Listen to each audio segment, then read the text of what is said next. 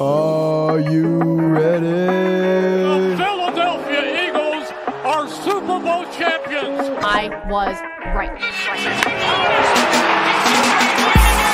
Let's go! I am the best. And here are your hosts, Jessica Town and Rob Landry. You're a jackass. Embrace the madness. What is up, everybody? If it's Thursday night, it is the best time of the week. It is the time that, as we said, this show, when we named it, we never thought it would fit so well for Philadelphia sports, but it does. Welcome into the madness, brought to you by The Painted Lines. Make sure you subscribe, The Painted Lines. Hit that button if you're watching on YouTube. Make sure you're commenting along with us tonight. We have a special show. We have a guest coming on, which we'll get to in a minute. But first, let me introduce my co-host, the sleep-deprived but wonderfully talented Jessica Town. Jess, how are you this week? Sleep deprived. Sleep-deprived. Well, there you go. And sad. And sad. Sad. Yeah, it's not great times. And until we get to next week, when the Sixers start playing a couple preseason games and then get into the NBA season, it's going to be sad. Chris is happy we're both in red today. We're like we match very nicely. Yes, we're like Bulls right now, okay? And we see red because that's what the Eagles front office has done to us. So I guess that's really where we're at here. So we're going to talk about the Eagles and Jalen Hurts and Carson Wentz and the Sixers, but we will bring on a guest here in about 10 minutes from 97.5 The Fanatic. One of my favorite guys over there, Tyrone Johnson, is going to join the show with us and talk a little bit. And I know I have some questions for him because he is adamant that the Carson Wentz era of Philadelphia Eagles football is over. And I just want to pick his brain on that because my thought is, I don't think it can be salvaged under this management. But my thought is that Jeffrey Lurie cannot like what he's seeing right now, no matter who his bathroom buddy and Howie Roseman is, that they go to the bathroom together and all that kind of stuff. I don't know. I don't know about that because I was thinking about it this week and I had a giant epiphany when Sam and I were recording our first episode of Babes on Broad this week. And if you look back on what the Eagles have done, pretty much, I think McNabb is, in the last 20 years, McNabb is your outlier a little bit in what we kind of realized. So, they draft McNabb. And then, before McNabb's time is done, before he is, before he's kind of maxed out his level here, they draft Kevin Cobb, right? So then they bench McNabb and this, that, the other thing, whatever. Then McNabb, did they trade him or did he leave? They traded him on Easter Sunday to the Washington Redskins. That is true. It was Easter Sunday. I could not remember for the life of me. So they trade McNabb. Kevin Cobb is your starter. But they signed Michael Vick. Then Kevin Cobb gets hurt. Then Michael Vick comes in. Then Michael Vick gets hurt. And Kevin Cobb comes back in. Then they draft Nick Foles. Nick Foles comes in and plays for a little bit.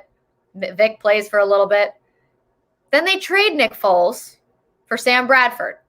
Sam Bradford plays.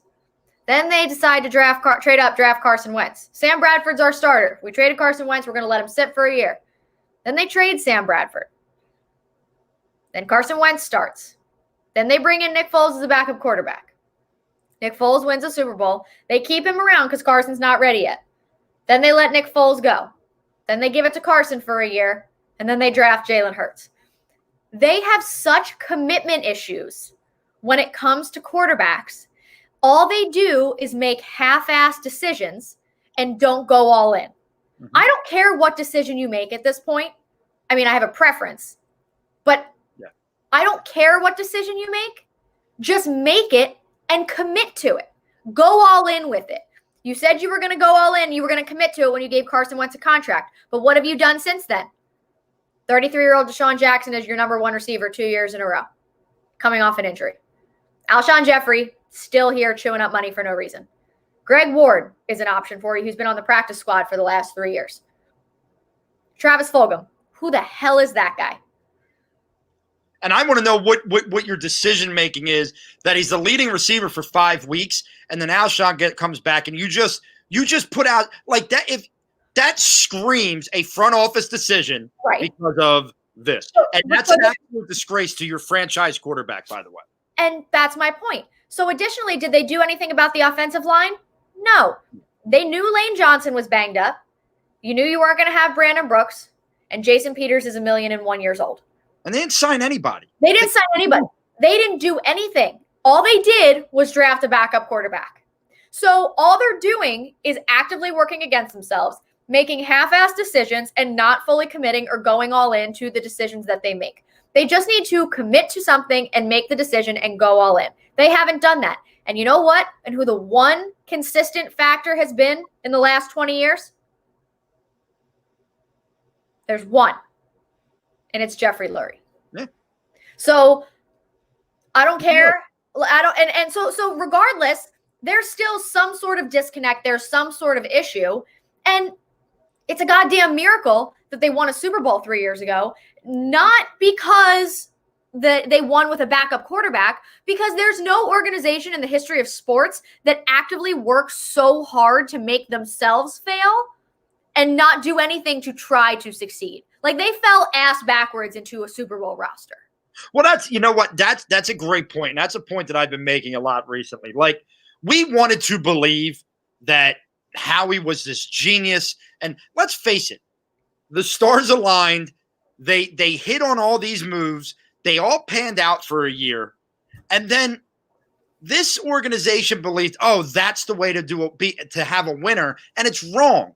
Signing aging guys to one-year deals is not the way to build a winner. It worked for you. You know what, though? But the stars align. We talk about it like Carson Wentz going down, as much as it sucked that year, was like this thing that got everybody back engaged, and they got locked in, and they did whatever it was going to take. But right now, it's very clear that year was a flash in the pan.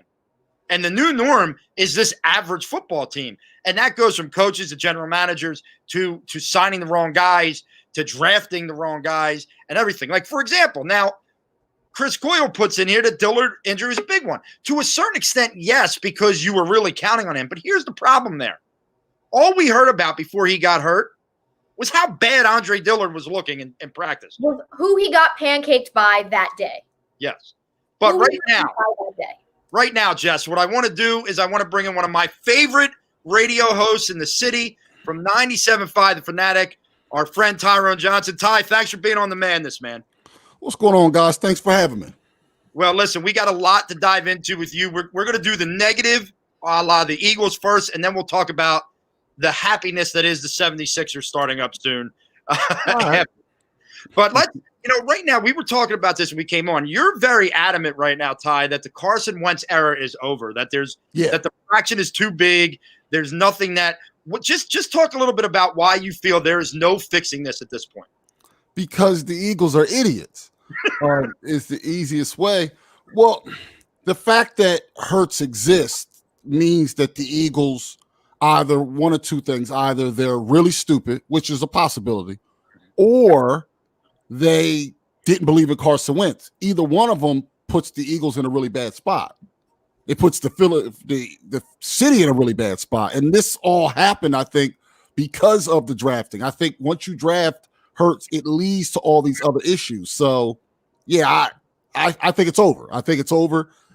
I think the owner was in on this. I think the GM was in on this, and the coach was in on this. And therefore, if none of them believe in the quarterback, it's over. We can try to act like it's not, but I think it is.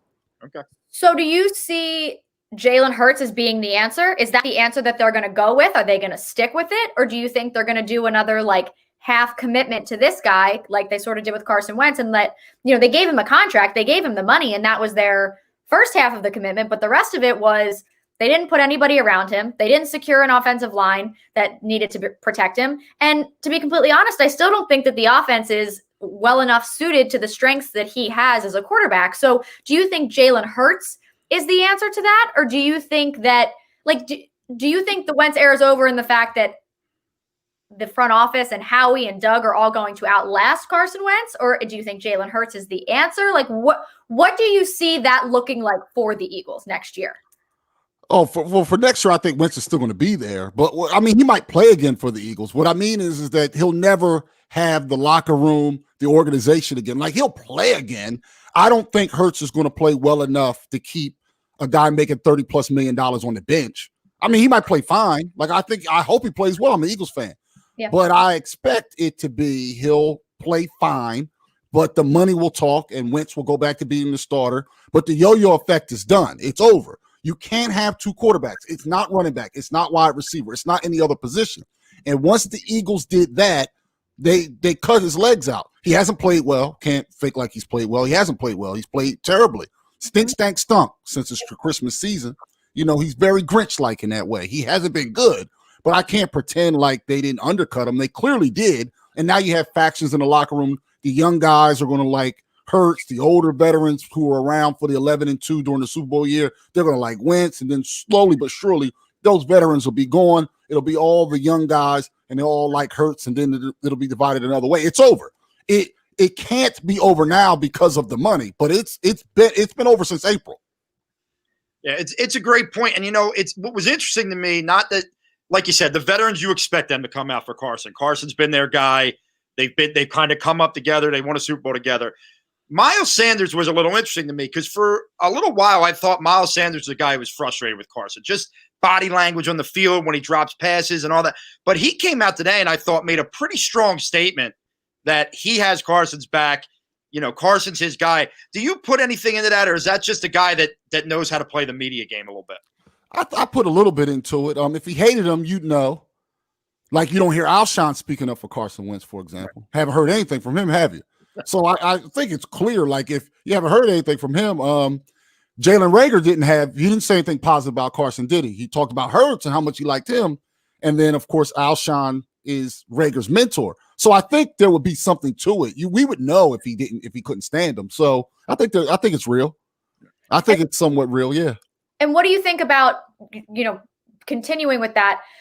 Jason Kelce came out, I thought, with a really bold statement, and not only saying, you know, the O-line's not playing well, the wide receivers aren't playing well, you know, the quarterbacks aren't playing well, but the coaches in front office have been bad too. How much stock do you put in that from a guy who is clearly a locker room and community city favorite in Jason Kelce, and a guy who has the respect of someone like Doug Peterson, someone like Howie Roseman? What do you think that could possibly do within the organization? Well, I mean, they probably don't like it, but they can't do anything about it. I mean, he's solidified. Like, they can do whatever they want with the quarterback even, but they pull him out, but you can't do anything with him. They don't have an alternative, and he's the only guy who's been there for every game so far. I mean, him and Wentz are the only, up until this point, were the only guy on the offense. Obviously, Wentz is not going to start the next game, so he's the last man standing. I think they should listen to him. They won't, but they should. The play calling has been terrible. The roster's not good. That's not just Carson Wentz. There's a lot of problems there, and I hope they listen to him. I don't think they will, but they should. What he's speaking is true. Look at that. Look at the receivers right now. Look at the receivers right now. Like, look at the receivers right now. Like, look at the offensive line. Look at the linebackers. We think Singleton can play, but look at the corners. Look at this team stinks. You just speak with the Carson Wentz and you go, oh yeah, we benched Carson, problem solved. Like, that might last the game. Like, they'll probably play like their hair's on fire on Sunday. Right. Then go on the road to Arizona. That's a long flight. And you look to your left and you look to your right and you realize, like, either I stink or the person to my left stinks or the person to my right stinks or all of us stink. Like, the roster's not good. So they should listen to him. You know, it's one of those things where they spend all this money on that defensive line that just doesn't seem to want to play up to that. When you could have maybe spent a little bit of money on, I don't know, a guy like Robbie Anderson, who could have solidified your wide receivers a little bit, right? I mean, like, this is the kind of stuff we talked about all off season. And I got to say, I think this week has been one of the worst weeks for Howie Roseman from a public standpoint since he was put in the closet on the other side of the building by Chip Kelly. When you talk about his own players mentioning the front office, but then Malcolm Jenkins had some scathing words the other day. I mean, basically just came out and said, love Philadelphia, love my teammates. it was the guys that make the decisions that didn't value or respect me. I mean, that is like, I know Jeffrey, I keep joking, like Jeffrey and Howie are like the two best friends that they've ever had. But Jeffrey's got to hear this as the owner of a football team that he wants to be a gold standard. He said that for years. Does that have any pull on him to say, maybe I got to cut ties? Probably not, because he gets to play GM with Howie. He gets to make picks. He gets to act like he's a GM, like he's a football guy. And he can only do that because Howie's not a football guy. And he won the Super Bowl. So, but we know he's not a football guy. This is how you can tell he's a football guy related to Malcolm Jenkins. So the thinking was they let Jenkins walk because he was a strong leader and they want to give the locker room to Carson Wentz. Okay, fine. They did that obviously before the draft. Then you draft in the second round a quarterback who the whole locker room would know because he finished second in the Heisman. He played at Alabama and Oklahoma. So you said, okay, I'm getting rid of this is the reason he gave. We want to give more leadership to our quarterback. And everybody says, okay, we hate to see Malcolm go, but that makes sense. And then immediately you undercut the, quote, leader by drafting another quarterback.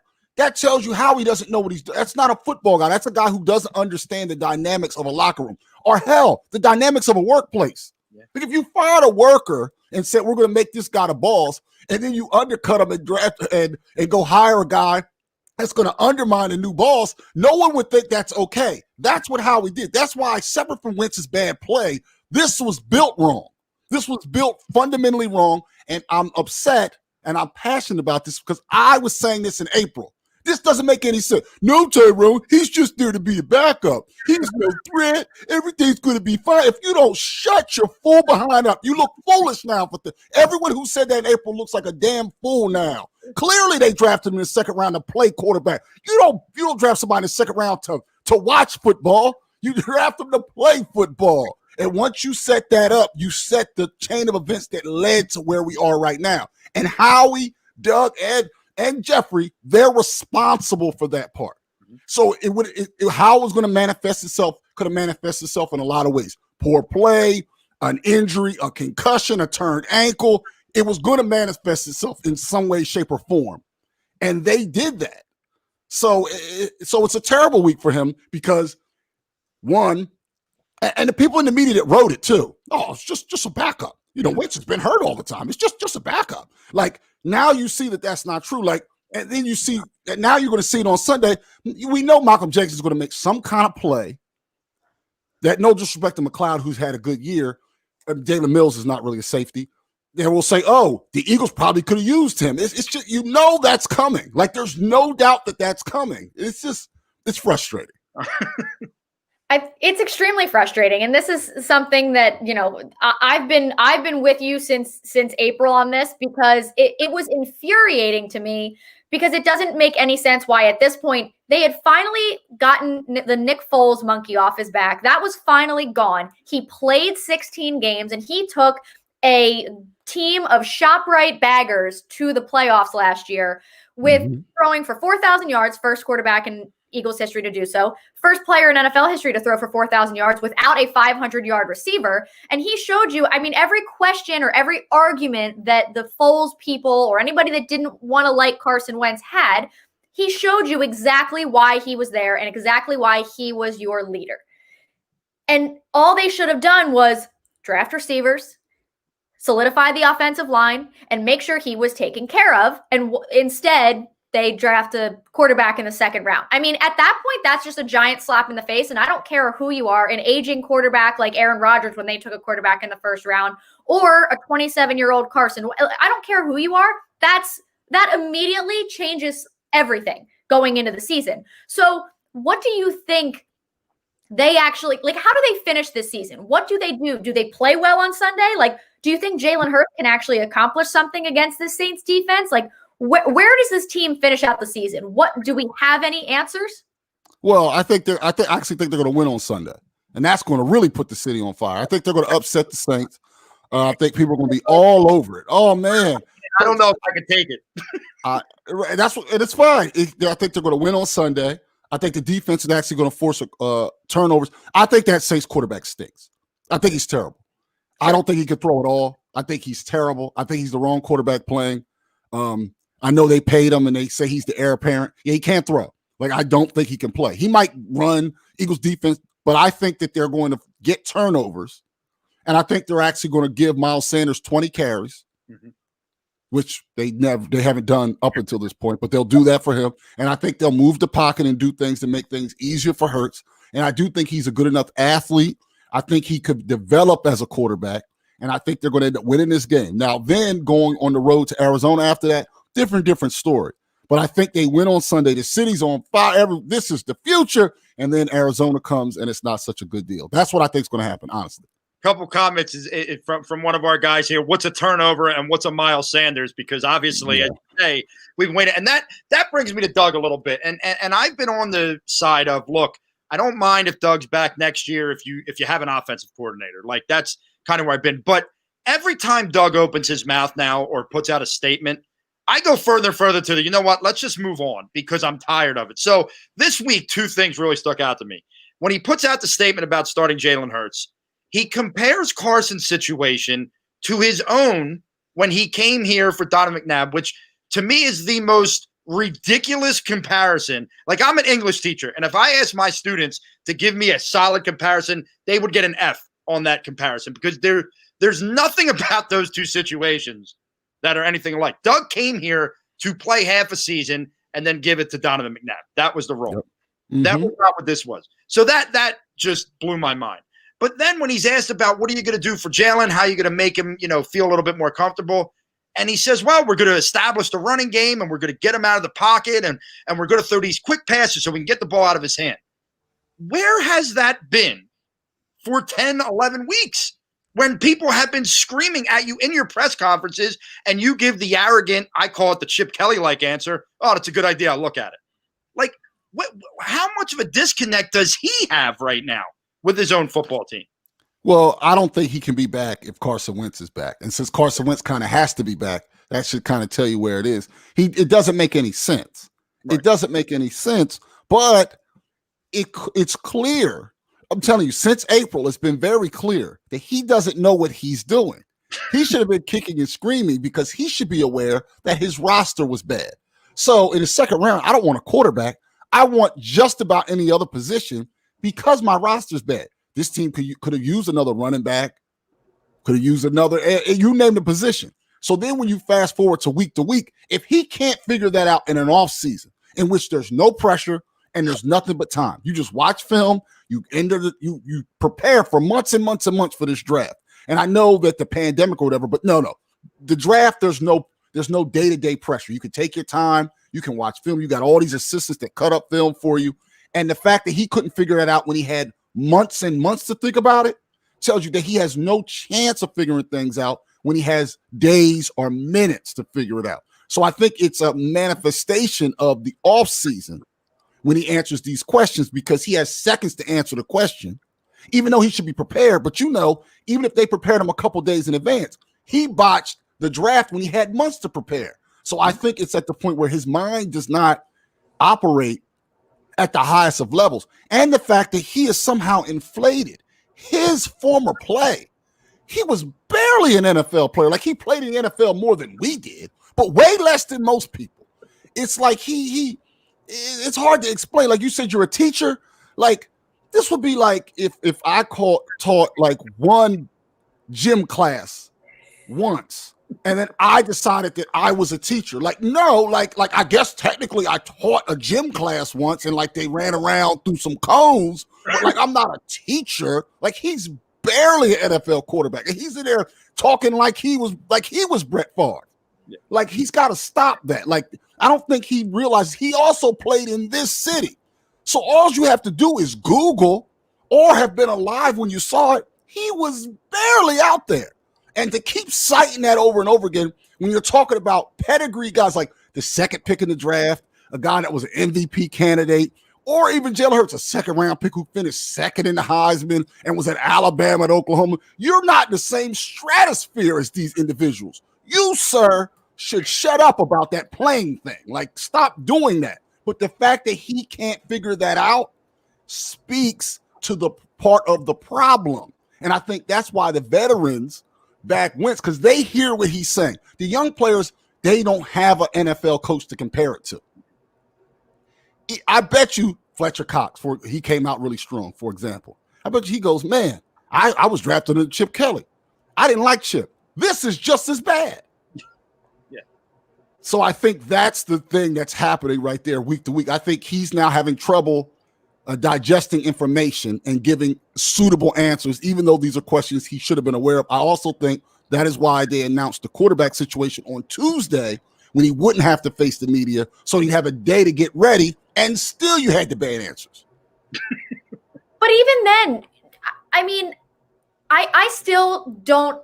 I guess that's a good point in why he announced it when he did, but I still don't quite understand the strategy behind announcing it when he did, because he's very typically not going to show his hand, keep everything's very close to the vest. I mean, earlier in the season, he wouldn't even tell us who was playing in what position on the offensive line going into a game, because he doesn't like to show his hand. He doesn't like for anybody to be able to adequately prepare for what he's going to present. So wouldn't it make sense against the number one defense in the NFL to keep that a little bit closer until maybe Friday or Saturday, when they have less time to prepare for what you're going to show out there? Because if you're going to then change everything you've been doing for the entire season, they're not going to be adequately prepared at all. And there's not enough film out there on Jalen Hurts for this Eagles offense to be able to, even for the number one defense, to be as prepared as they would like to be.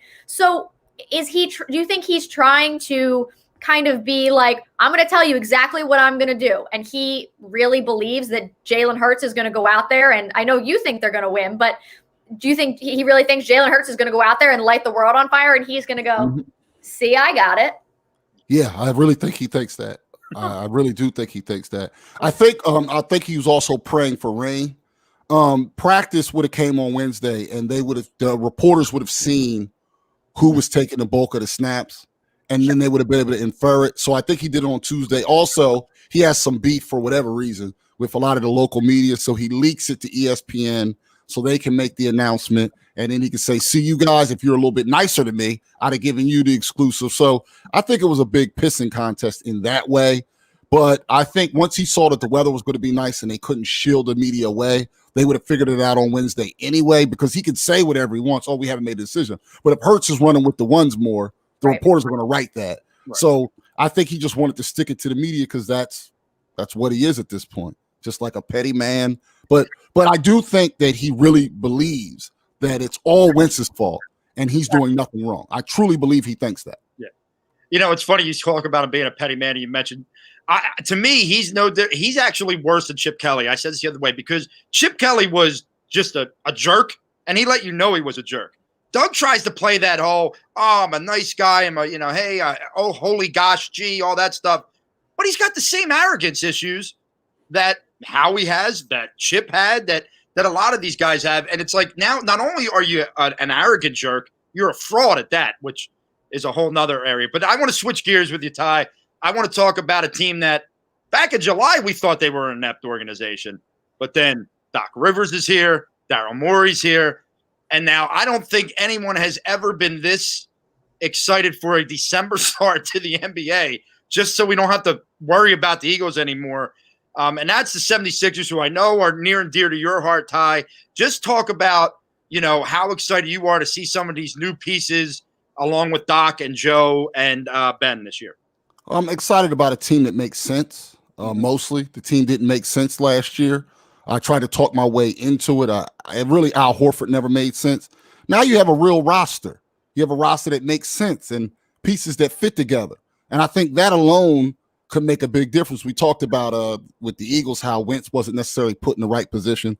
Well, last year especially, Joel and Ben weren't put in the right decisions. And Joel can overcome it because of all the things that he does. He didn't have as good a year, but because he can do a lot of things, you don't notice it as much. You notice it more with Simmons in leverage spots because of the things he doesn't do.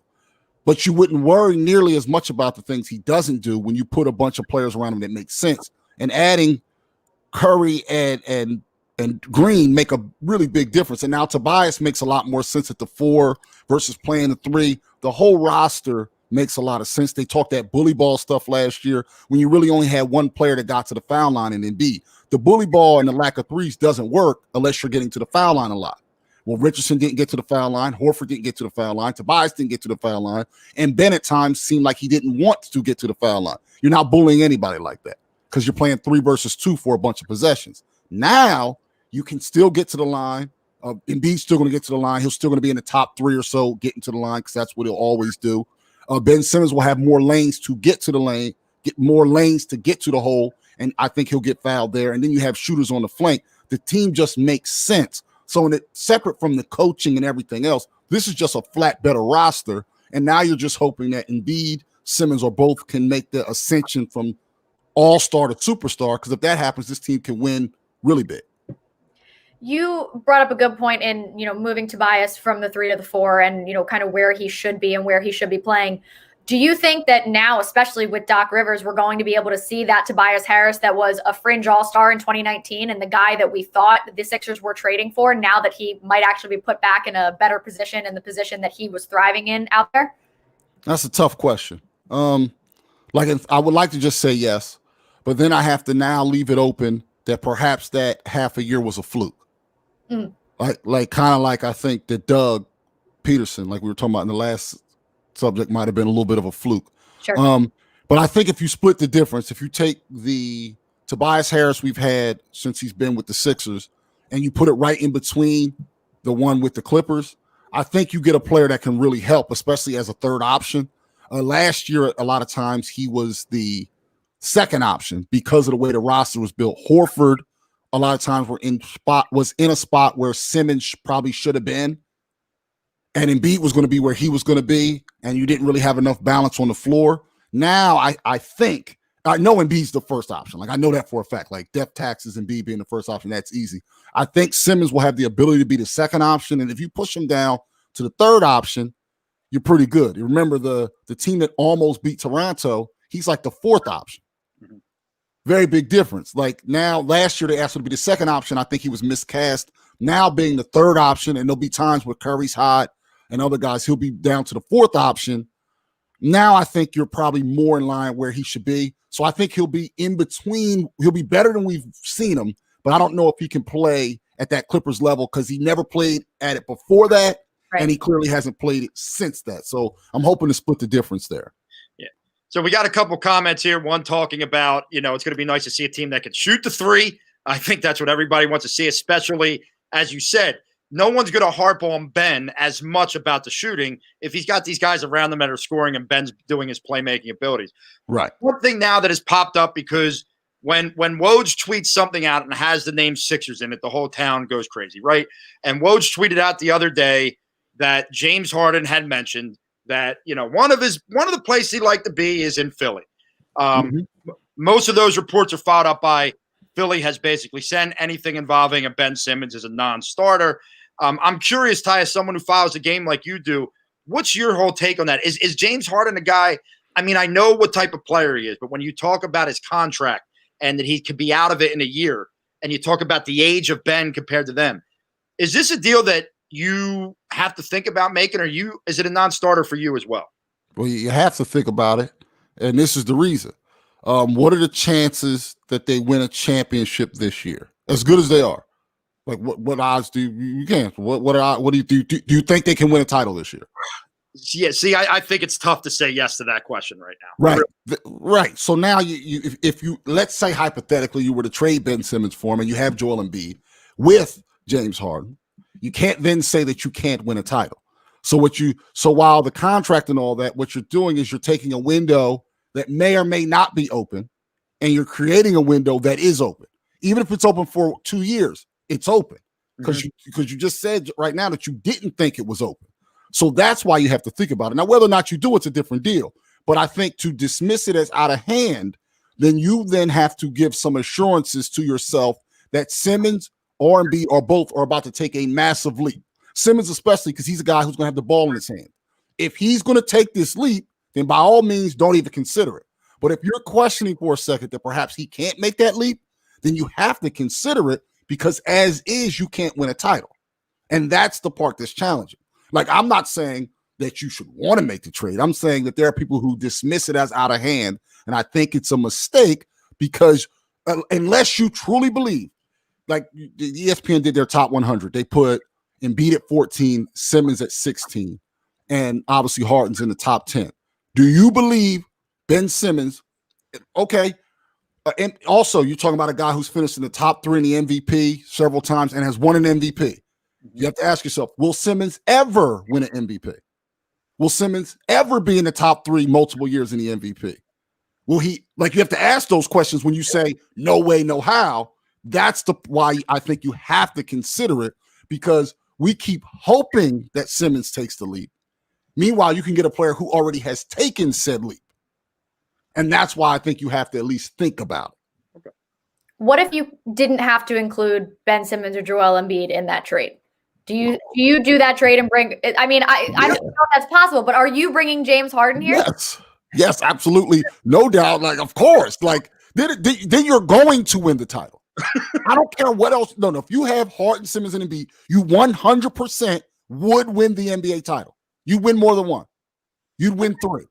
You would definitely win 3. I don't care. I would personally drive them on a bicycle to Houston. Okay. Like, you would definitely win the title. And the reason you would definitely win the title is you become a completely unguardable team. First of all, I don't know if there's an NBA that can guard Harden and Embiid. Because I'll say, okay, think of any defense you want to play. You want to go big? All right. So what happens if we do a pick and roll? Your big's going to switch on James Harden? Yeah, all right, sure. Let's say you go small. So who with 6'8" guys going to guard Embiid? Because Harden's still on the court, so like you have to pay attention to him. Like, I don't think there's you'd have to move the earth to guard that team. Like, you could, and then you have Ben Simmons too. You would definitely they would win the title. They would in the playoffs 4, 8, 12, 16. They play 18 games to win the title. 16 is the minimum. They'd win the title playing like 18 games. They would the league would not the league they would look like the Warriors did before when Durant. Like, it would be unfair. It would be the happiest time in Philadelphia history if that could happen. You just took the words right out. I was going to say that would be such a glorious turn of events that it's almost too good to ever be in Philadelphia. Like, you just and that's where he made he expanded. So you have the Nets, which they have nothing to really trade. That would just be a preference situation. The Bucks truly don't really have anything to trade either. Miami's a little bit interesting, but they said they wouldn't include Tyler Hero. And then you have the Sixers. So if you're the Sixers right now, unless Miami's going to move Hero, you probably just sit on it because you don't need to make that trade right now. Like, it's compacted off season. You're going to start. That's probably a trade deadline type of deal in that situation. Then you probably wait it out. If Miami decides to include Hero, then you have to, once again, you just have to ask yourself. And everybody out there watching and listening, you just have to ask yourself, will Ben Simmons ever win an MVP? Because you're saying, hell no, I don't want an MVP. And that's fine.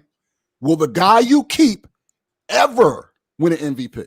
Now, we thought that he was supposed to be a transcendent player. And maybe this is the year where he makes that leap. Giannis made the leap. No one saw it coming. He had Jason Kidd coaching him. They switched coaches. Giannis makes the leap, wins the MVP. And no, the Bucks haven't won a damn thing. But now you think that they're on the cusp. Is Simmons going to make that leap? And if he is, then of course, why would you move him? You wouldn't even consider it. But if he's not, then you got to think about it. That's why it's but you don't have to do anything right now unless Miami. And then what I'm wondering is, why doesn't Miami just trade Jimmy Butler for him? Yeah.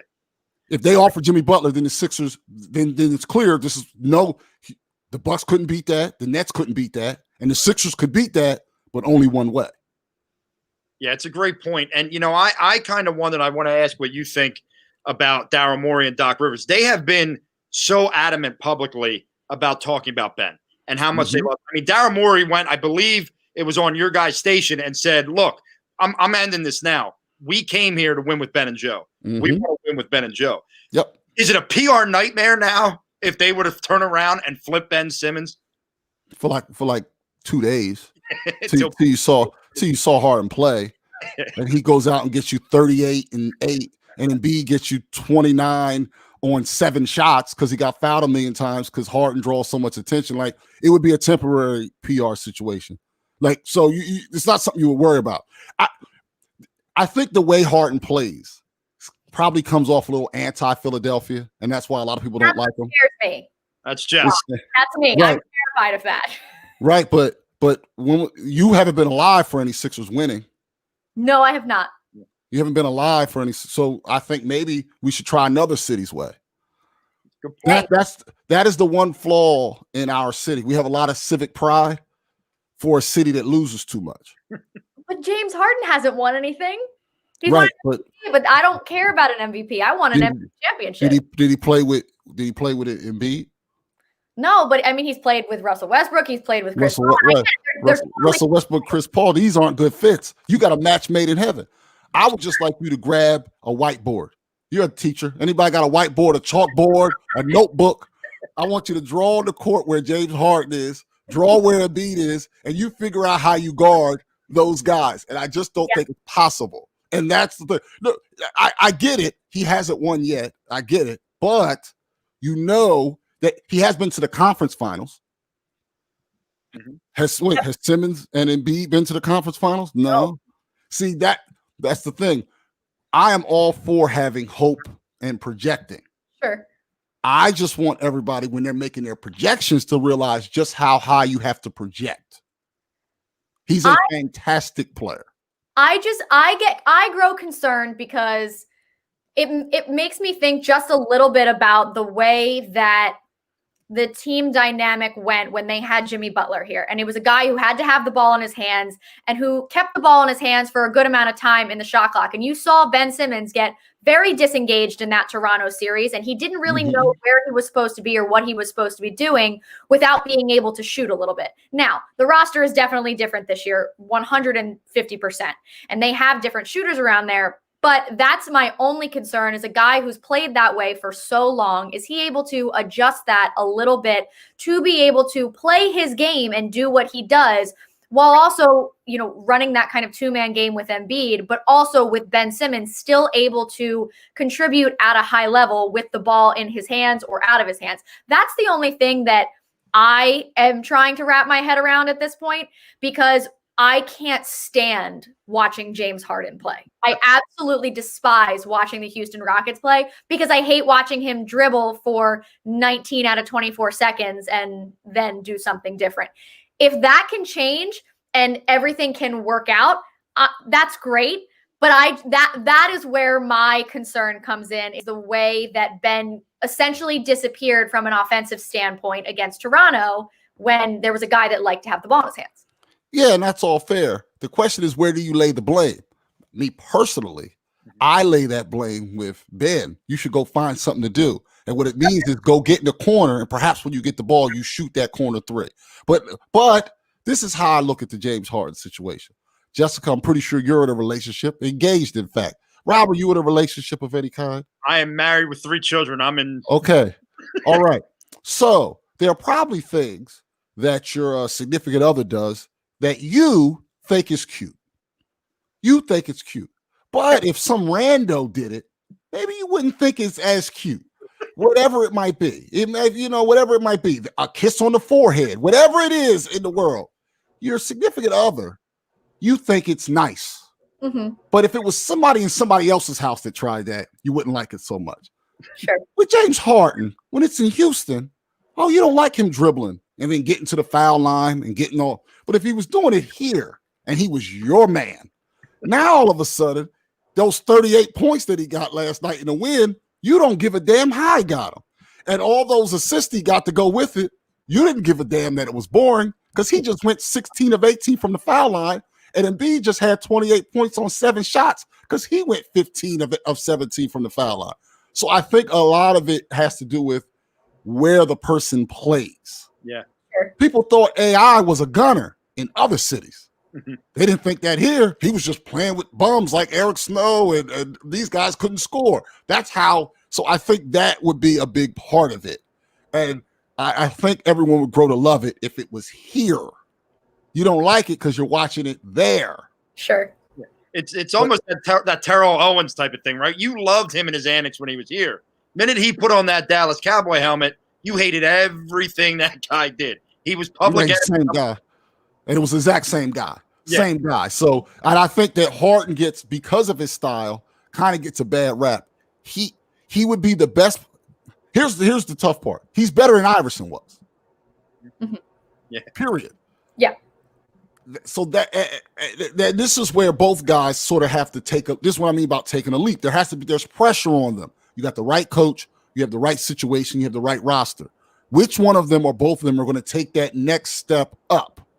And one way where Ben Simmons could take that next step up is if there's a good two-man going with Curry and Embiid, kind of like with JJ Redick, don't just stand in the dunker spot. Go do something different. Like it's 2 years now since that Toronto series. If you're the same player, you're not going to take that jump. And I think that we're letting Simmons in particular off the hook a little bit by saying, well, if they don't fit with him, how about he has to fit around somebody else because his limitation is very unique to him. Like, I think we talk about the shooting perhaps too much, but like you can go around to all the other 29 teams and you don't find anybody with that problem. Mhm. So like, why does everybody keep having to do something to work around the guy with the problem? Like, oh, wait, so I can't have a drink because you have a problem? Perhaps you should stay home. Right. Like at some point. That's sort of where I'm looking at with Simmons. Sure. So when you look at the East, the East has been shaken up again. Like every year, for some reason, this is the one. So no more Gordon Hayward on the Celtics. No more Enes Kanter. They added Tristan Thompson. Kyrie and Kevin Durant, we're going to see that for the first time. The Bucks made some moves a little bit. The Heat obviously were in the finals last year, which is not where I thought they would be. But hey, Toronto lost the pieces. Victor Oladipo is back. Russell Westbrook is now in the East. Where do you see the Sixers falling in the Eastern Conference, and kind of how do you see the Eastern Conference shaking up as a whole this year?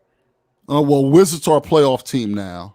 Okay. They were borderline before. Westbrook, if the fit is big, so Westbrook fits really well next to Beal and Bertans. You'll have shooting around him because he's not much of a shooter, but now he can really attack the rim. When he collapses, there's going to be open looks to two guys on the wing who can really shoot it. And Beal, who was probably underrated, he averaged 30 last year, kind of gets forgotten about. And it's a better fit than with Harden. So the Wizards now are a playoff team. Like that opener is not a gimme because that, first of all, it wasn't a gimme last year when the Wizards played the Sixers in particular for whatever reason, but they're a playoff team now. The Bucks are still the best team, at least on paper. They have a lot of chemistry. They changed some parts, but that coach knows how to win in the regular season. Giannis, I don't think it's getting worse. I don't know. We'll find out if he can shoot better. So I think they're the 1 seed. We don't know where the Nets are going to be. They're going to be good. They were a playoff team last year. Obviously, they're going to be good. Maybe they can be as high as the 2 seed. The Celtics are probably still ahead of the Sixers right now until you see it because Tatum has really stepped up. Tatum has taken that leap that we want Simmons to take, in that Tatum, for example, off the bounce wasn't really a good three-point shooter. Last year, he was killing people off the bounce. He added something to his game. That's what we're asking Simmons to do. I think the Sixers are 4, and then Miami would be 5. And the reason I say that is the Sixers and the Heat, with the bad Sixers roster, were only within maybe a game and a half of one another last year when the pandemic hit. And then Jimmy Butler's stuff works really well in a bubble. When, like, where can you go? So you can just let Jimmy be Jimmy, and the young guys have to fall in line. Well, they have freedom now. Florida's open, in fact. Like, you wouldn't even know there was a pandemic there. So will all these guys want to fall in line and be on Jimmy time this year over 72 games? I don't think so. So I think they'll end up like the 5 seed. Indiana slots in at 6 or Washington somewhere in there. And then we'll figure out the bottom of it. So I think right now they're like the 4. They could rise as high as 2 because we don't know how Durant's fully going to come back. And the Celtics do have some fit things. So I think right now they're 4, which is better than they were last year. That's a home playoff series in the first round. And then they would take on the Bucks in the second round. So to me, that's where my mind puts them until I see evidence. I'm trying not to just round things off of, well, this will happen. I'm now with the Sixers. I need evidence of things because of how let down I was last year. Sure. Ty, I got one more question for you. And basically, listen, I was a Brett Brown guy. I stood on a hill by myself all the way to the bitter end. But I also knew that there were flaws there. And I think one of the flaws was holding guys accountable. I just think that Brett didn't hold the stars, I should say, accountable. And I'm curious what you think of guys like Doc and Sam Cassell and some of this coaching staff, how important they're going to be for not necessarily the growth on the floor, but the maturity growth, which I think for me, especially with Joel Embiid, is the biggest thing that I need to see grow. How do you feel they are going to play a role in that maturity that you want to see from Ben and Joe as they take that hopeful next leap? Here's why that's tough. It's a players' league, and as powerful as Doc Rivers are, he's still a coach. Second off, we were always being unrealistic when it came to Simmons and Embiid to a certain point. Like we talk about, I'm holding Simmons and Embiid to the Michael Jordan, Scottie Pippen, or the Shaq and Kobe standard. The year before Shaq and Kobe won their first title, they got swept. Jordan was losing, and Pippen were losing to the Pistons over and over again. NBA is a man's league. Boys don't win in the NBA, period. So I think we were having this unrealistic expectation that these boys were going to win. The question is, are they now men? And again, I'm holding them to the highest standard possible. And you're talking about guys who are 27, 28 when they actually win something. Ben Simmons is neither 27 nor 28. You're talking about LeBron. I'm saying there's a few exceptions, Magic, because he had Jabbar, who was league MVP that year, so he wins as a rookie. But like, not really. Larry Bird was 24 when he came into the NBA, so when he wins in his second year, he's 26, and he's also playing with a bunch of Hall of Famers. I think we have to look at these things in more historical context when we look at this. Tim Duncan had David Robinson, Avery Johnson, all these veterans with him when he won that first title. I think that we, due to the process, have probably looked at the Sixers in a bit of an unrealistic way. As excited as we are, as people are about the Celtics, they haven't won a damn thing yet with that genius coach, and they haven't won anything. It's really, really hard to win an NBA. It's the hardest sport to win one, the easiest sport to win multiple. And the question for me is the accountability thing is it a lack of accountability, or are they just immature? Mm-hmm. You can't make immature mature. You can't, they can do that themselves. So I think that Brett was in a bit of a tough spot there, in that usually what happens is a coach can take people's butt so far, and the change could be, I think Doc Rivers an upgrade, just like Doug Collins took Michael Jordan and Pippen butt so far. And then Phil Jackson came in. It's like, obviously Phil Jackson was a better coach, but some of that was Jordan was a better human and was more mature and more ready, and Pippen was more mature, and Horace Grant. I think a lot of that is just what happens in the NBA. Look at what they did with the Thunder. Like, I don't know if it was accountability that kept Durant, Westbrook, and Harden from winning a championship, but it was probably that they were too young, because that was 3 straight drafts, and they won 0 for it. I don't think it was accountability. I think it was that they were too young. But that's just makes you, like, it's an uncomfortable answer. It's not satisfying. So I think a lot of it's not going to necessarily be what Doc does. It's that is Joel Embiid now that he's a father and adult? Is Ben Simmons now mature enough to say, even though I hate shooting a basketball for whatever reason, if it's in my head, if it's because I don't think I can help the team, I'll just do it because it helps the team. I think that's where it has to be. And then Doc Rivers will get credit for it. But some of that is like, you guys know, like, think about when you were 21 or 19, and then think about yourself now. And I would hope that you would be making better decisions. Is that because someone held you accountable, or did you just get older? Right. So that's why I think I understand it's not a great answer as far as like, yes, he's going to come in and make. I think a lot of the change is just going to be, yeah, man, my wife was up all night. The baby was on my nerves. So I'm not really messing around. Like, can we just go win this game and I can go home? That won't be because of Doc. That'll just be because Joel Embiid had a baby. Right.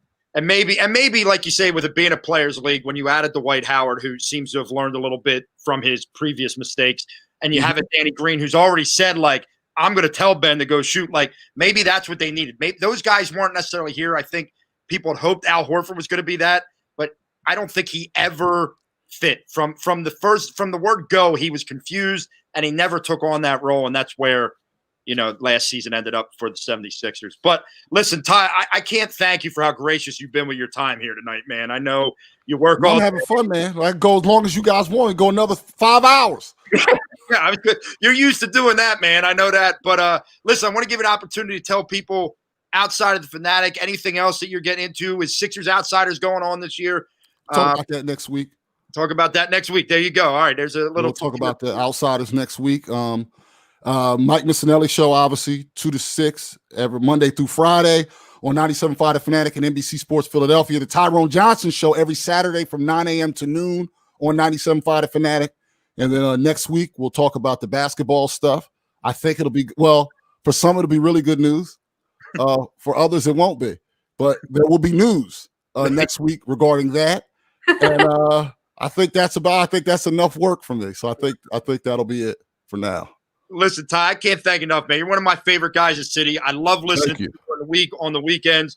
And, appreciate you coming on with us. And we'd love to have you on again soon, too, man. Yeah. I will come on again. And props to you guys for doing this the proper way and doing it live. And I know there's a lot of podcasters, if you want to call it, or whatever that they're doing out there. And I will tell each and every one of you, if you're not doing it live, you're not doing it. Fair enough. I'm just letting you know. Everything that you do should be one take. If you're doing things with multiple takes, then and if you want to stay what you're doing, that's fine. But if you want to expand and grow, you must do what these two individuals are doing. One take every time, unfortunately, is the only way to get better doing what you're doing. And yes, you will make mistakes. Mistakes are part of the deal. Absolutely. If me and Jess didn't make some mistakes, it wouldn't be as much fun. Because sometimes the mistakes are a little bit of fun for us, too. Yeah, for sure. But yeah, I really mean that. I know there's a lot of young people that want to get it. They want to grow and things like that. If you're not doing it live and you're doing, I do an hour a week, like, okay, fine. But like, if you're not doing it live, then you're not really doing an hour a week. Right. Well, we appreciate it, man. And thank you. And we'll talk to you again soon. And hopefully we're going to have some positivity coming up here with the We are. Listen, things are going to turn around. They're going to win on Sunday. The Sixers are going to start. We're going to be good. No, if the Eagles win on Sunday, you guys know it, man. Your phone lines are going to be insane next week. You guys will be in my thoughts if they win on Sunday. Well, they're winning on Sunday. I've never picked against the Eagles. I'm not going to start now. I'm still going to pick them to win. Never once in my life have I ever picked the Eagles to lose. It is not going to start right now. But Good. I don't have to answer those phones all week. It's going to be rough, but they're going to win the game. So we're going to have some positivity going. The Sixers will start, and then maybe there'll be an NHL season. Maybe. There you go. And Dombrowski today for the Phillies, so that was a good move. There you go. Hey, we got a guy that wants to win now, and he can't deplete the farm system here because there's no farm system to deplete. So that's there you go. And he did, and remember the Marlins did win with him, so that should count like for 3. Yeah, that's a great point. That's so fair. All right. All right, thank you so much, man. We'll talk to you again soon, all right? Thanks, guys. Thanks for having me. All right. That was Ty Johnson. Listen, I normally, Jess, when we get a guest, you get 15 minutes out of them. Yeah. We're on for 45 minutes with us, man. Like, you can't. They're my favorite, and I don't think, like, there were 2 things that he brought up that I supremely disagree with. James Harden. And I don't even feel like I disagree anymore. I know. Like, I want James Harden tomorrow. Disagree with multiple things, and I am just like, but the way he articulates his thoughts, it's logical and it makes sense. And I don't feel like I'm being screamed at by some idiot. No, and and this is Ty. Listen, I think Ty gets disrespected a little bit by certain people out there. I mean, they all do, right? All these hosts do to a certain. Oh my God, yeah. But Ty is he's a guy that, like, for him to take the last few seconds that he was on here and give people to do podcasting a bit of advice. And don't, like, people look at Ty. Like, Ty has been a producer for years. I mean, the guy has worked his ass off to get to where he is now. And for him to, not only come on with us, but then to give us 45 minutes and just talk to us, not talk down to us. It was just a conversation. And that's what, listen, I know that we didn't post a lot of the comments. I don't really like doing that when we have a guest, because I want the guest to kind of be the guy there, but I appreciate all the comments. We were reading them the whole time, I promise. Yeah. There were even some arguments going on in the comments, which is always fun. There were a couple people, I think a Nets fan hopped in here, and Nets and Sixers going at it. It was getting a little heated. Here it is. But Giglio deserves it when he talks about Gabe Kapler. Listen, we have been in contact with Joe Giglio. I have given Joe Giglio the opportunity to come on with us, and he didn't back out. He answered me. His schedules didn't work. I just I don't know how well that would go over, because, Jess, when we say we totally disagree with someone, I don't know how many things Joe Giglio said to me and you were like, that kind of makes sense. Not one thing. Like I didn't know much about Dombrowski today, and I put something on Twitter, and someone said Joe Giglio hated it, which made me instantly love the selection of Dave Dombrowski. Yeah, exactly. It's one of those things that, like, I mean, I think Giglio could be like, the sky is blue, and I would try to argue. Yeah. Like, that's so I like that. That's just kind of like where it would go. I would try to argue with like, well, today it's actually a little more gray. Like that's how he makes me feel. Absolutely. So Justin, our guy from the Painted Lines, he told me I had to read his comments. So Justin, you got your airtime. It's up there, baby. But Jess, that kind of like, I mean, it was great because we talked about everything we wanted to talk about. We didn't have to be negative the whole time talking about the Eagles who drive you totally insane. You know, Yep. Do you have any final thoughts, you know, just kind of going into this weekend with the Eagles, going into next week with the Sixers starting? You know, what are you looking for? What are you looking for out of the Eagles game on Sunday? Because I don't even know. I'm numb right now. I'm numb to the situation. Them not making me write curse words on my game notes. I am hoping to get through my game notes with no F words written down. That's my goal every week. Each and every week, that's my goal. Hasn't happened. Now, Chris, come on, man. Come on. Listen, you know, here's where I've gotten on this with the Jalen Hurts thing. I would never root for a guy to fail. And I said this on Party on Broad earlier in the week. I said this to Mr. Crockpot and all my guys over there. I said, but this, and I'm not saying this is Chris, but this faction of the fan base that has wanted to be right about Carson Wentz not being the guy, right? That they're just so gung-ho on Jalen Hurts. I saw someone already call Jalen Hurts, what did he call? He called him, was it Russell Wilson 2.0? You know, like all this crap. It's like there's that part of me, like I don't even want to be the see I told you so guy, but if Jalen Hurts comes out and balls out, like we talk about Ty with the calls and having to deal with the radio and that, but I don't think I could go on Twitter next week. Like I don't think I'd be able to do it because people are just going to be so blinded to the fact. What Ty said is exactly right. When you change a quarterback like this, it always seems like a guy could just come out and go bonkers, right? And play really well in his first game. There's not a lot of tape on him, but it doesn't mean anything. Like, to me, Jalen Hurts could play really well all 4 games. And it still won't mean much to me because look, there's a reason why Jalen Hurts didn't go to the second round, and there's a reason why most people thought that was early for Jalen Hurts, was because a lot of people question his quarterbacking ability as a starter over a full 16-game season in the NFL. Like, I want the kid to do well. He's a great kid. I mean, he's a tremendous kid. He's so well-spoken. I want him to succeed. But is it wrong that I want him to succeed somewhere other than Philadelphia? I hate for myself and I hate for him that he's a Philadelphia Eagle. Because I don't think he deserves the BS that he's been thrown into. And I think he 100% deserved a spot that needed him badly and would utilize him in the proper way, not as a pawn in a you-know-what measuring contest between the front office. Because that's essentially what he is. The contest is that? I'm not sure if I know that contest. But that's essentially what he is, in my opinion. He's literally being used as a pawn in their petty, like, mine's bigger than yours game. That's what's going on in the Philadelphia Eagles front office right now. And Jalen Hurts and Carson Wentz are nothing but pawns in that game. Because if you're going to talk about benching veterans for, let's let the kids play, let's see what the young guys get. Okay, well, I'm sorry. Why didn't we start with Jason Peters? Why is Alshon Jeffrey taking Travis Fulgham's snaps? Mm-hmm. Why are these things happening? To me, making a quarterback change should have been the very last thing to do there. You see Alshon Jeffrey be a bum out there for a whole game? Fine. You sit his ass on the bench and you give Travis Fulgham those snaps back. You move everything around before making a quarterback change. And isn't it funny? They make the quarterback change and then all of a sudden Jason Peters is sore, Alshon Jeffrey's sore. That's the joke of this franchise right now.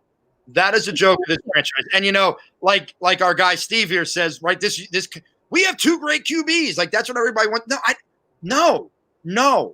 And if you were just worried about having a backup for an injured Carson Wentz, you could get a backup in the 4th round. You could get a backup in the 5th round. And guess what? If you knew how to draft, maybe you would have got that when you took Clayton Thorson 2 years ago. Maybe you could have got that backup by drafting one of these other guys. But no, Clayton Thorson was your friggin' pick. By the way, for the 2nd straight year now, a draft pick, a guy the Eagles drafted late in the they cut. But anybody see Casey Tuhill making plays for the San Francisco 49ers the other day? There was another Eagles draft pick that, oh no, he can't be on the team because we got to give Vinny Curry snaps. Another guy who's aging and doesn't have a prayer anymore. Like, just isn't good enough. I mean, come on, guys. Yeah, as Ty Book says. But we're QB Factory is the new dream team. You know that, right? No, Like, it's worse than the dream team. yeah, I mean, it's just like, first of all, someone put this up today. If you're a QB Factory, right, outside of Wentz and outside of Foles, Missinelli actually put it up for like 30 seconds. The quarterbacks you've drafted under this quarterback factory, Cobb, Thorson, Sudfeld, some other guys that never played, this guy that never played. Matt Barkley, you brought Mark Sanchez, Trent Daniel, or Chase Daniel. Trent Edwards had a cup of coffee here. I mean, you had to go get Josh McCown because of how bad you are at developing young. Who, by the way, when you needed a backup quarterback last season in the playoff game, you used Josh McCown and not Nate Sudfeld. Yeah, but you've been building these guys up. And look, I've been saying this for a while. I think there are people in this organization that soured on Wentz and want to get him out. And I think that's a disgrace. And my hope, my prayer, although I don't know if this is the way it goes down, like Wentz is going to be here next year, but because of the money, like it's historic. If they were to trade him, the dead money cap hit would be the largest in history of the NFL, I heard today. They're not going to do it. Not this organization. They're not going to do that. They already have cap. They're already in cap. Oh, and by the way, Howie's a cap master, right? Well, why are they in cap hell then? There was I think Bleeding Green Nation actually put the article out today. I want to say BLG wrote it, but I think it was like NFL executives come to the conclusion that the Eagles are the Eagles cap. The Eagles cap is, quote, screwed. And I have to find it because the headline made me laugh so hard out loud for absolutely no reason. Well, pretty much if I don't laugh, I'll cry. That's what it comes down to. But, I mean, they're not going to, because essentially what happens is, I mean, at the end of the day, they didn't get rid of Alshon Jeffrey. They didn't just cut Alshon Jeffrey. They're not going to pay more than that with Carson Wentz to sit on the bench. Right. And I think this is my best case scenario, what Steve just sent in. My best case scenario is Hurts plays well enough where then you get trade value for him. He goes somewhere where he can flourish and be a starter. You get a pick back. Howie's gone, so we don't have to worry about him wasting that pick. These are my best case scenarios, which obviously we all know. Existence. Yeah. Well, I'm just gonna keep. So, Jess, you haven't been privy to this. So there is a dissent amongst the Painted Lines. So the Painted Lines has a huge Eastern European following because Mr. Crockpot Dives put out a video last year at the end of the first half highlighting Furkan Korkmaz. And it went absolutely viral among Eastern. They loved it. So now they love TPL. But now there are a lot of guys within TPL who totally dislike Furkan Korkmaz. So there is this ongoing feud that there has not been a pod over the last week that someone hasn't brought up. Can we talk about Furkan Korkmaz? And our man Chris Coyle, who listens to literally every one of our pods, every pod on the Painted Lines he's in, he's like he pokes the bear. He likes to poke the Furkan bear. So it's always interesting. I mean, Furkan Korkmaz should be like the person who comes in when the Sixers are winning by 30 and no other time. Who do you want to see first off the bench? Furkan Korkmaz or Ryan Brokoff, a.k.a. Blippy? Ryan Brokoff, hands down. The Sixers great, Ryan Brokoff. That's who I want to say. I'm telling you. Listen, if Dylan was able to listen tonight, which I don't think he was, Dylan would be in these comments right now because Dylan is the ultimate Furcon hater. And like literally as we got ready to live stream the Eagles the other day, someone said, can we just talk about Furcon instead? Remember when he went 0 for 7 from the floor in the playoffs? He was supposed to be our shooter, and he went 0 for 7 from the floor. Yes, In the first game, he didn't even take a shot. Yeah. His only points came from free throws. He didn't even make all the free throws that he took. Yeah. Hey, listen, my Holy King, I love that you've listened to us and you've been with us the whole show. But first of all, Mick Foles might be his father. It's not him. Nick Foles was so great, as people want to put out. Mitchell Trubisky wouldn't have taken his job. Gardner Minshew wouldn't have taken his job. We need to – look, I love Nick Foles, and he will forever be a hero in my book. Absolutely. But stop. Just stop. But that man caught lightning in a bottle. He did. He caught lightning in a bottle, just like the 2017 Eagles caught lightning in a bottle. The planets aligned, and everything worked out for them, right? All right, Jess. I got the tattoo because I think I'd forget it actually happened if I didn't. Yeah. Yeah. I mean, really. So, Jess, I want you to plug Babes on Broad. Tell us what's going on. Tell us pre-gaming this week, or what are you doing? Oh, are we? Well, There will be alcohol. My game notes are going to trail off at the end. I'll have to make sure I record that. We have a new episode. Our one episode came out on Tuesday. If you haven't listened to that, please do, because we talk a lot about that's who they are. They just won. They didn't give up the Carter home run. Yeah. Right. Fair. So that episode was really great, if I do say so myself. I highly recommend listening to that. We have another episode coming out Saturday morning, so enjoy your Saturday coffee while listening to the Babes on Broad. And then Sunday, we will be back for our pregame show, 2:45, because they play again at 4. So we'll be back 2:45. Last week, I really tried to be creative and loop Red Zone into our stream. But then when I looped it in, it was all blurry. And I was like, well, that backfired. We were really hoping. We were a little bit of a hot mess last week. We thought we were going to be the Hot Mess Express and the Eagles were going to have a really solid day. And they just continued the Hot Mess Express right all the way to Lambeau. But yeah, so Saturday morning episode, Sunday, 2:45. No other football is more exciting than what we're going to be talking about. So come and hang out with us. We're more fun, I promise. And we'll have fun prop bets this week because they've been the same for a couple weeks now. Oh, they're all going to be different now. Wow.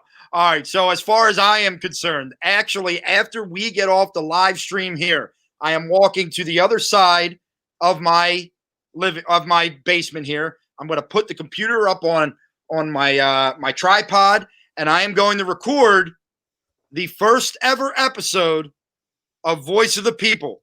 No, this is not going to be live because it is going to be one take. I can promise you that.